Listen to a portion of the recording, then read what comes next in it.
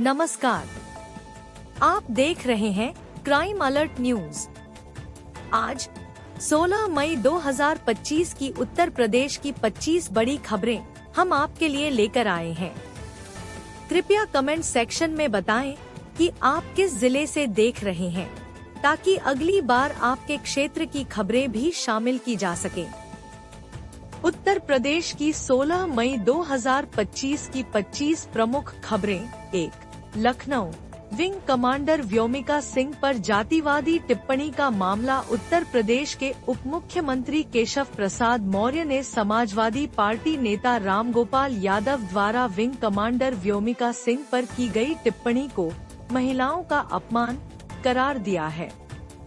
यह विवाद तब शुरू हुआ जब व्योमिका ने अपने गांव में बेटियों की शिक्षा को बढ़ावा देने का अभियान चलाया।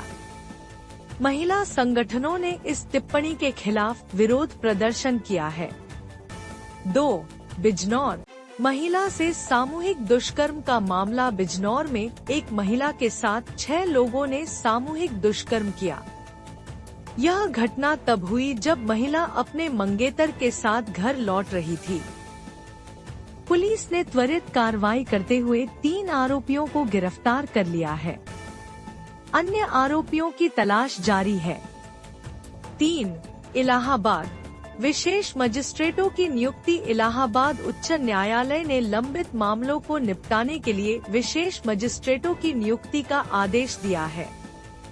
यह कदम न्याय प्रक्रिया को तेज करने के उद्देश्य से उठाया गया है। इन मजिस्ट्रेटों को प्राथमिकता के आधार पर गंभीर मामलों की सुनवाई का दायित्व सौंपा गया है। 4. वाराणसी, काशी रोपवे परियोजना। काशी में बाबा विश्वनाथ धाम जाने वाले श्रद्धालुओं के लिए रोपवे परियोजना पर तेजी से काम हो रहा है। यह परियोजना अगस्त 2025 तक पूरी होने की उम्मीद है। रोपवे से यात्रा का समय मात्र 10 मिनट रह जाएगा। 5. गोरखपुर, रक्षाबंधन मेले का उद्घाटन। मुख्यमंत्री योगी आदित्यनाथ ने गोरखनाथ मंदिर में रक्षाबंधन मेले का उद्घाटन किया। इस मेले में 500 से अधिक स्टॉल लगाए गए हैं, जिनमें धार्मिक सामग्री, हस्तशिल्प और स्थानीय व्यंजन शामिल हैं। मेला 10 दिनों तक चलेगा। 6. मेरठ, स्कूलों का समय बदला गया। गर्मी के कारण मेरठ के जिला प्रशासन ने स्कूलों का समय सुबह 7 से 11 बजे तक कर दिया है। सरकारी स्कूलों में ठंडे पानी और छाया की विशेष व्यवस्था की गई है। साथ ही अभिभावकों से बच्चों को हल्के कपड़े पहनाने का अनुरोध किया गया है। 7. आगरा, ताजमहल के पास अवैध निर्माण हटाया गया। आगरा प्रशासन ने ताजमहल के आसपास अवैध निर्माण को हटाने के लिए एक बड़ा अभियान शुरू किया है। यह कदम पर्यावरण संतुलन बनाए रखने और ताजमहल की सुंदरता को संरक्षित करने के लिए उठाया गया है। प्रयागराज, भूमाफियाओं पर हाईकोर्ट की सख्ती। हाईकोर्ट ने प्रयागराज और आसपास के जिलों में भूमाफियाओं के खिलाफ सख्त कदम उठाने का आदेश दिया है।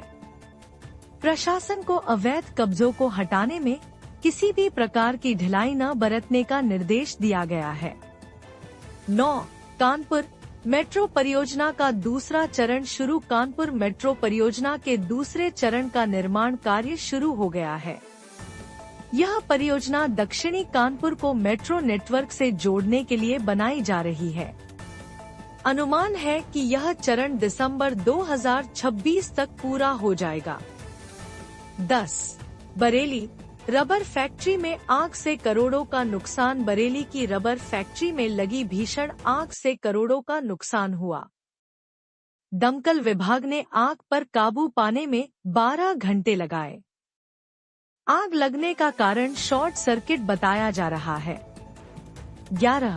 नोएडा, इलेक्ट्रिक बसों का संचालन शुरू। नोएडा में वायु प्रदूषण को कम करने के उद्देश्य से 50 नई इलेक्ट्रिक बसों का संचालन शुरू किया गया है।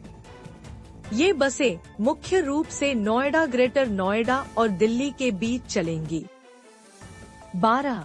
अलीगढ़, कृषि मेले का आयोजन अलीगढ़ में कृषि मेले का आयोजन किया गया, जिसमें किसानों को नई तकनीकों और बीजों के बारे में जानकारी दी गई।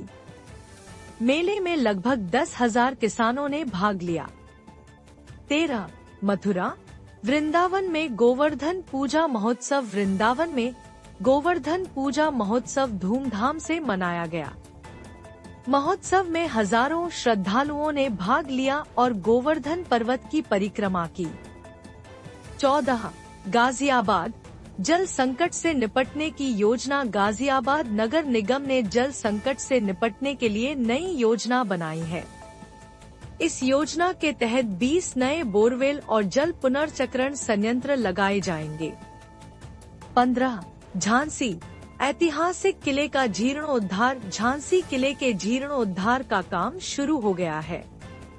इस परियोजना का उद्देश्य किले को पर्यटन के लिए अधिक आकर्षक बनाना है। 16. शाहजहांपुर छात्रों के लिए करियर काउंसलिंग शिविर। शाहजहांपुर में छात्रों के लिए करियर काउंसलिंग शिविर का आयोजन किया गया। इसमें 2000 से अधिक छात्रों ने भाग लिया और विशेषज्ञों से मार्गदर्शन प्राप्त किया। मिर्जापुर गंगा घाटों की सफाई अभियान। मिर्जापुर में गंगा घाटों की सफाई के लिए एक विशेष अभियान शुरू किया गया है। इसमें स्थानीय निवासियों और स्वयंसेवी संगठनों ने बढ़ चढ़कर हिस्सा लिया। 18. रामपुर चीनी मिलों के श्रमिकों का प्रदर्शन। रामपुर में चीनी मिलों के श्रमिकों ने वेतन वृद्धि और बेहतर सुविधाओं की मांग को लेकर प्रदर्शन किया। प्रशासन ने उनकी मांगों पर विचार करने का आश्वासन दिया है। 19. फैजाबाद अयोध्या में दीपोत्सव की तैयारी। अयोध्या में इस साल दीपोत्सव को भव्य बनाने की तैयारी की जा रही है। इस बार 25 लाख दियों से राम की पैड़ी को सजाया जाएगा। 20. बलिया नदी के कटाव से 50 घरों को नुकसान। बलिया में गंगा नदी के कटाव से 50 घरों को नुकसान पहुंचा है। प्रशासन ने प्रभावित परिवारों के लिए राहत शिविर लगाए हैं। 21. उन्नाव महिला सुरक्षा के लिए नया अभियान। उन्नाव पुलिस ने महिला सुरक्षा के लिए सुरक्षित उन्नाव अभियान शुरू किया है। इस अभियान के तहत महिला पुलिस कर्मियों की संख्या बढ़ाई जाएगी। 22. हरदोई किसानों को सोलर पंप वितरित। हरदोई में किसानों को सौर ऊर्जा से चलने वाले पंप वितरित किए गए। इससे किसानों को बिजली की बचत और सिंचाई में सुविधा मिलेगी। 23. कन्नौज इत्र महोत्सव की तैयारी। कन्नौज में अगले महीने इत्र महोत्सव का आयोजन किया जाएगा। इस महोत्सव में स्थानीय इत्र निर्माताओं को अपने उत्पाद प्रदर्शित करने का मौका मिलेगा। 24. बस्ती बाढ़ से निपटने की योजना। बस्ती जिले में बाढ़ से निपटने के लिए जिला प्रशासन ने नई योजना बनाई है। इसके तहत 10 नई नावों और राहत सामग्री की व्यवस्था की गई है। 25. बाराबंकी हैंडलूम उद्योग को बढ़ावा। बाराबंकी में हैंडलूम उद्योग को बढ़ावा देने के लिए एक विशेष योजना शुरू की गई है। इसमें बुनकरों को वित्तीय सहायता और आधुनिक तकनीकों का प्रशिक्षण दिया जाएगा।